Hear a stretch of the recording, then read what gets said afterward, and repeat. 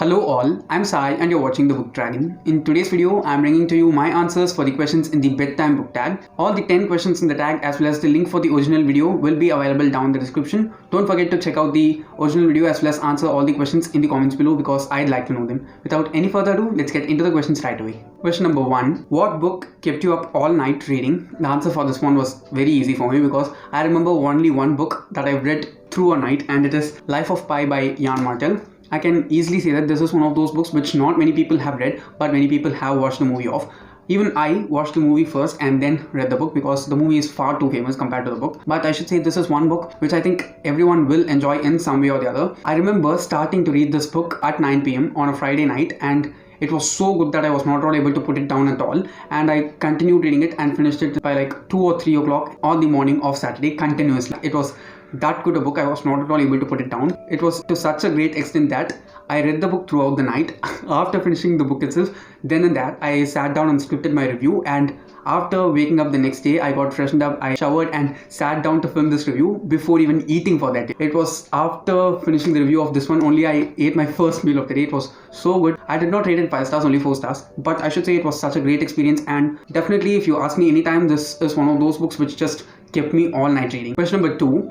What book made you scared to go to sleep? I can say that I'm not a person who scares that easily, okay? I might be annoyed and I get angry very easily, but I don't get scared that easily at all. Even if I get scared, it will be for that moment and I will not remember that to such a great extent. But there's this one book, okay, it's a mammoth. It did not make me frightened to an extent that I was not able to sleep, but It by Stephen King, this is one of those books which was very mentally disturbing, okay? Even when I slept, I was able to visualize some of the things that were going on in this one. It's a very horrible book, guys. Everything that happens in this one is not at all good, okay? It's terribly horrible. If you want to read an outstanding story that feels so realistic but you don't at all want it to be real in any aspect, you should read this one, okay? It'll take a lot of time and effort to read, but it'll be worth reading, okay? This is one of those books which definitely disturbed my sleep a lot. Question number 3. What book almost put you to sleep?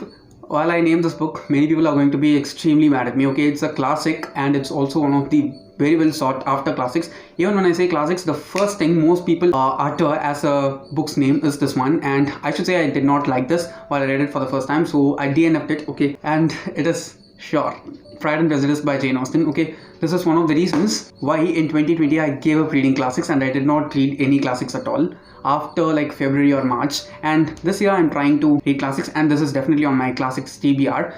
I'm going to read it slow and try to understand it, okay? One of the main reasons, I'm not saying anything is wrong with the story, okay? I'm just saying that I was not that much used to that traditional kind of writing, okay? The ways in which many things that can be just said in a single line were written for like paragraphs, it just bummed the hell off me, okay? I was like on the train commuting to work, and when I was reading this, I was like, okay, I've got to go and sit in front of the system for 8 hours. If I keep reading this, I'll just feel even more sleepy, so I just put it off and shifted to an audiobook. So this was one book which just made me sleep. Question number 4. What book had you tossing and turning in anticipation of its release? And it is a really easy answer for me. If you've been following me for quite a while now, you know that I am in love with the Shadowhunter Chronicles, and it started all the way back in the summer of 2020, okay, while we were all stuck in home, and this was the series which just kept me hooked the whole time. The books as well as the TV adaptation, okay? I loved all of them, and from then on I've been making my way through the entire Shadowhunter Chronicles, and I'm just having like 4 or 5 books more to read until that have been released until now. So I'm sure that by the time the next Shadowhunter book releases, I will have read all the books that are out until now. And this one, Chain of Iron, is the book which is the only one that kept me tossing and turning around the whole time the night before it was released, because I had pre-ordered it, okay? I was just so much in love with the series and I could not wait to read this because I had just finished Chain of Gold the month before, and I should say it was worth the wait and tossing and turning around in the night, and I just enjoyed the whole thing. Question number 5 is the only question that I don't have an answer for, and it is, which book has your dream girlfriend or boyfriend? Okay, I don't have any books like that because my expectations are so different and so high, and also I'm a person who's not at all so easy to put up with. So anyone who has to be with me should have a really huge endurance level, and that's why I don't even have that many friends, okay? I don't interact with many people because I know it's hard for me to put up with others, and it's even harder for people to put up with me, so I'd like to be alone, and yeah, that's why I don't have an answer for this one. Question number 6. Which book world would be your worst nightmare to live in? Okay, the answer is pretty simple for me. It is the world of Ice and Fire, or Westeros from A Song of Ice and Fire, okay? I'm saying this because as much as I love the series, I don't even want to spend a minute in any place that even remotely resembles that one, because it's a land of war. Okay, everyone dies at every instant. There's no other fate for anyone. Okay, everyone has to die, and not even a normal, calm, happy death. Always with a lot of gore and sometimes even dragon fire. Okay, as much as I like the dragons, the dragon queen, Tyrion, Cersei, everyone in that world, that is definitely not a place which I'd ever like to be in during any part of my life. So that's definitely one thing which is like a nightmare for me to live in. Question number 7. What book cover reminds you of nighttime? And this is also a really recent buy for me. I'm not read it yet, and it is Lady Midnight by Cassandra Clare. Okay, I should say all the Charlotte books actually have kind of a nighttime vibe to them, because most of the story always takes place in the nighttime, in the dark. But this one has a tone to it, if you ask me, because the cover itself just feels like something that's from the night. Okay, it glows a lot due to the lights right now, but if you see it in person, you can just see how dark it is. Okay, it just feels like a book cover that is actually depicting nighttime inside water. So I do think this is something which reminds nighttime for me. Question number 8. What book has a nightmarish cliffhanger? Okay, and this one is very easy for me, and it is City of Fallen Angels by Cassandra Clare again. This is the 4th book in the Mortal Instruments series. It's kind of like the second half of the entire series, or the second half of another series that's like a continuation for the first half. You can just consider it like 2 separate trilogies that are put together.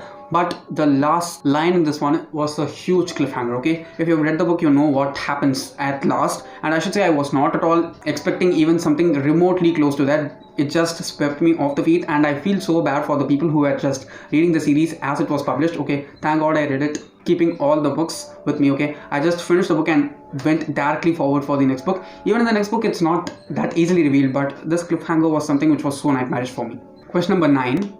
What book have you actually dreamt about? I should say I've dreamt about most of all the Grisha books, but something which I've specifically dreamt about a lot is the Six of Crows book after I finished reading that one, because if you've read it, you know all those backstories of all the 6 main characters are so poignant. Okay, the backstory which definitely came as a dream for me why after I finished reading the book was Kaz's backstory. Okay, it is something which is extremely traumatic. Okay, I'm sure that anyone who sees that or reads that can easily feel the frustration and the amount of pressure that was put on him in that particular instant, and the feelings that he must have had during that particular scene. If you've read the book, you definitely know what I'm talking about, and definitely that particular scene of Kaz from his backstory or his flashback in Six of Crows was something which I dreamt of. Question number 10. What book monster would you not want to find under your bed? Okay, and it is something which actually lives in darkness.